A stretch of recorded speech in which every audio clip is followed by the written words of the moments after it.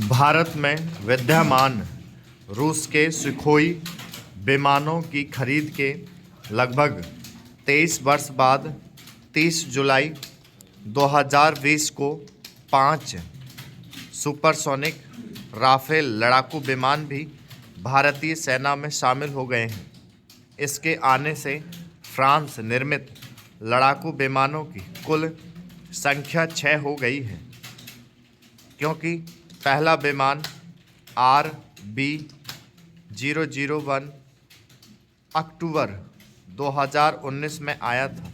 यह वर्तमान लड़ाकू विमान तेजस से 3 गुना पेलोड क्षमता वाला है, जो न केवल भारतीय सैन्य रक्षा की दृष्टि से महत्वपूर्ण है, बल्कि उभरती वैश्विक परिस्थितियों में सामरिक दृष्टिकोण से भी महत्वपूर्ण है। राफेल विमान ने वायुसेना के अंबाला हवाई अड्डे पर लैंड करने से पहले 2 महाद्वीपों का सफ़र तय किया और 2222.6 किलोमीटर प्रति घंटे की रफ्तार होने के बावजूद 8140 किलोमीटर की दूरी तय करने में 10 घंटे से भी अधिक समय लगा। 5 राफेल विमान 28 जुलाई 2020 को फ्रांस के मेरीनेक हवाई अड्डे से रवाना किए गए। 29 जुलाई 2020 को ये विमान अबू धाबी के लाद्रोफा सैन्य अड्डे पर एक दिन के लिए रुके तथा 30 जुलाई 2020 को दोपहर अंबाला हरियाणा हवाई अड्डे पर लैंड हुए। इन 5 राफेल विमानों को भारत लाने वाले पायलट्स में group captain Harkirat Singh, Jaipur Rajasthan; group captain Rohit Kataria, Gurugram Haryana; wing commander Abhishek Tripathi, Jalore Rajasthan; wing commander Manish Singh, Ballia Uttar Pradesh; air commodore Hilal Ahmad Rather, Kashmir शामिल हैं। उल्लेखनीय है कि असैन्य मुहिम के तहत राफेल विमानों को लाने में कई अंतर्राष्ट्रीय मानकों एवं नियमों प्रोटोकॉल का पालन किया गया।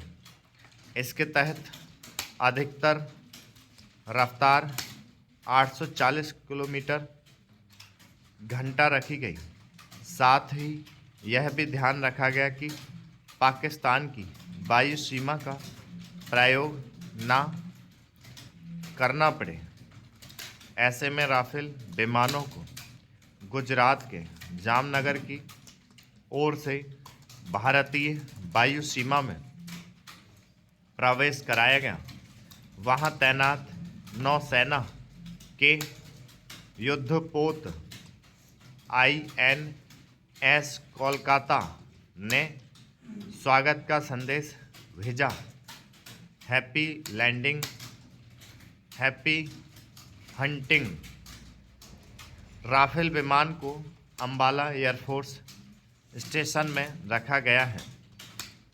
देश में राफेल की पहली स्क्वाड्रन अंबाला में ही तैयार की गई है, जबकि दूसरी स्क्वाड्रन पश्चिम बंगाल के हासीमारा एयरफोर्स स्टेशन में तैनात की जाएगी।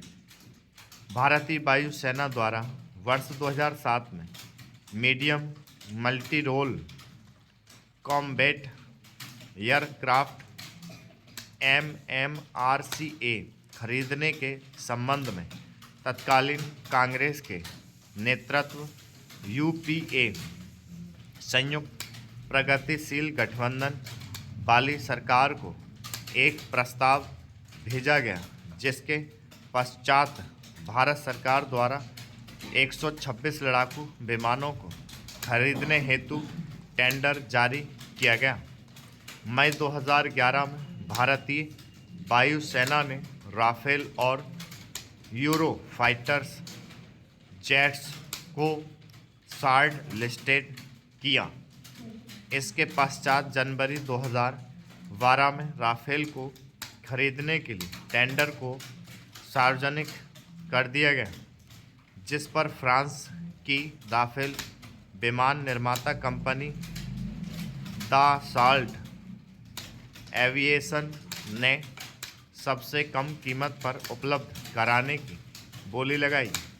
इसके तहत वर्ष 2012 में भारत सरकार और दासॉल्ट ने कुल 126, जिसमें 18 फ्रांस में निर्मित व शेष भारत में निर्मित होने थे, राफेल विमानों का सौदा किया। इस सौदे में दासॉल्ट के साथ भारत की सरकारी company Hindustan aeronautics limited HAL शामिल थी, किंतु किसी कारण यह सौदा पूर्ण रूप नहीं ले पाया। इसके पश्चात भारतीय जनता पार्टी की नेतृत्व वाली NDA राष्ट्रीय जनतांत्रिक गठबंधन सरकार ने 36 राफेल विमान हेतु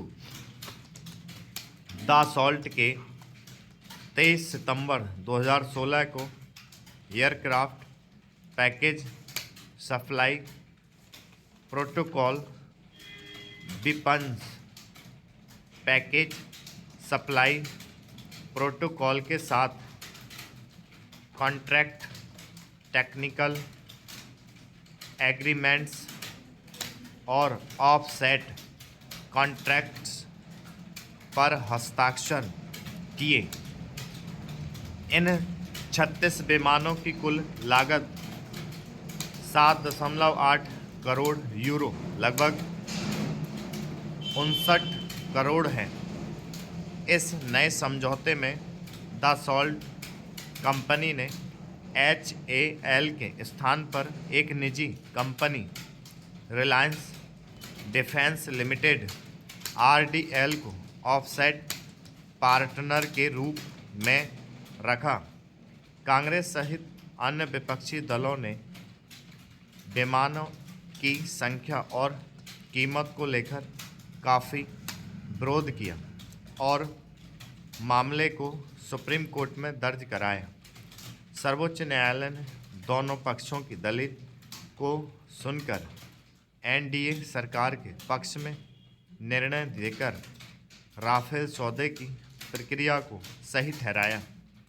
उल्लेखनीय है कि कांग्रेस की UPA सरकार ने 126 राफेल विमान खरीदने के लिए 12 अरब डॉलर की डील की थी, जिसमें एक विमान की कीमत 629 करोड़ थी, जबकि वर्तमान BJP की NDA सरकार 1611 करोड़ व्यय कर रही है। वर्ष 2016 के समझौते के तहत ही दासॉल्ट ने 5 राफेल विमानों की आपूर्ति की है और ऐसा कहा गया है कि शेष सभी विमान वर्ष 2021 के अंत तक कई चरणों में भारत आ जाएंगे। उल्लेखनीय है कि राफेल डील के तहत भारतीय पायलटों एवं सहयोगी कर्मियों को दासॉल्ट कंपनी द्वारा हथियार प्रणाली और विमान संचालन का प्रशिक्षण दिया गया है। वर्ष 2011 में प्रस्तुत किया गया राफेल फ्रांस का डबल इंजन वाला लड़ाकू विमान है, जिसे फ्रांस की दासॉल्ट एविएशन कंपनी ने डिज़ाइन किया है। यह अत्याधुनिक हथियारों से लैस 4.5 जनरेशन का लड़ाकू विमान है।